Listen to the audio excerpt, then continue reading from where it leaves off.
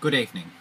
So the date is Friday the 30th of November and we're recording this one in my little office as a copy of the recording that I hope to give individual members of the Rotary Club of Gympie. So we're recording this one today for any members that would like their own copy of this presentation about volunteering. I feel very lucky to be with you. Good evening. When I think about volunteering, I think of the way this concept has changed over the past century.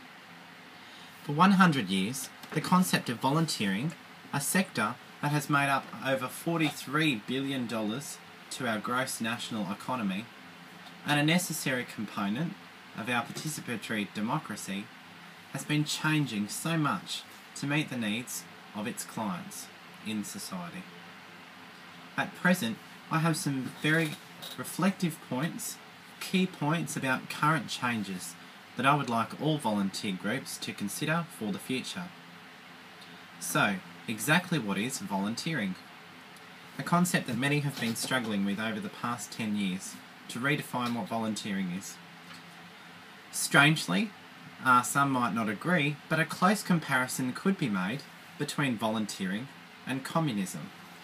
Both of these share the ideals of a primary aim to centralise wealth for equal distribution to deliver a service to its clients, improve equality to the marginalised, and they employ the ideals of free labour for equal society with a membership base which is made up of people who share the same ideological values as those around the central body, or in volunteering the case is the management committee. Now this might be a very interesting comparison, and it's just that many nations in society have definitely failed to live up to that dream through their political system, which means that therefore 90% of the world's views, including mine, on communism are highly negative, and to an extent that is rightly so. Volunteering is participatory, and it is also that the person receives no direct financial gain from doing so.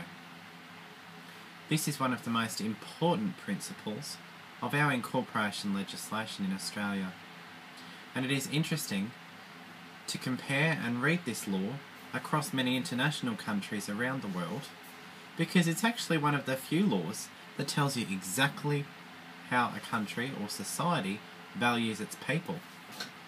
It's very an interesting law, and I think that a lot of non-profit groups should read up about those types of things. One threat that elderly residents have expressed to me, and I see in society, is the extreme expectation that is placed on some volunteers. In the rare or occasional organisation that I've witnessed, thankfully it's not very prevalent, but in the occasional organisation that I've witnessed, some expect the same level, quality, speed and sacrifice and response to immediate management request of paid work with it when they're actually not receiving pay, and this is usually an expectation that stems from a person in charge, such as a GM role under a non-profit board, who is ironically paid anyway.